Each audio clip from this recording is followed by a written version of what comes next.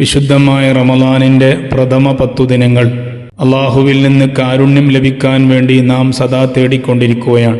റബ്ബിൻ്റെ കാരുണ്യം നമുക്ക് ലഭിക്കണമെങ്കിൽ നാം കാരുണ്യം ചെയ്യേണ്ടവരോട് കരുണ ചെയ്തേ മതിയാകൂ. മുത്തുനബി സല്ലല്ലാഹു അലൈഹി വസല്ലമ തങ്ങൾ പഠിപ്പിക്കുന്നു, അർറാഹിമൂന യർഹമുഹുമുർ റഹ്മാനു തബാറക വ തആല ഇർഹമു മൻ ഫിൽ അർളി യർഹംകും മൻ ഫിസ് സമാ. കാരുണ്യം ചെയ്യുന്നവരോട് കരുണാവാരിധിയായ അള്ളാഹു കരുണ ചെയ്യുന്നതാണ്. അതുകൊണ്ട് ഭൂമിനിവാസികളോട് നിങ്ങൾ കാരുണ്യം ചെയ്യുക, എന്നാൽ ആകാശത്തിന്റെ അധിപനായ അള്ളാഹു നിങ്ങളോടും കാരുണ്യം ചെയ്യുന്നതാണ്.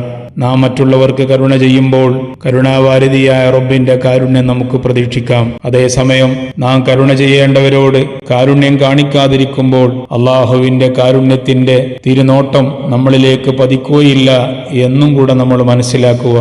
അള്ളാഹു നമ്മളെ അനുഗ്രഹിക്കുമാറാകട്ടെ. ആമീൻ റഹ്മത്തിക യാ അർഹമർ റഹീമീൻ.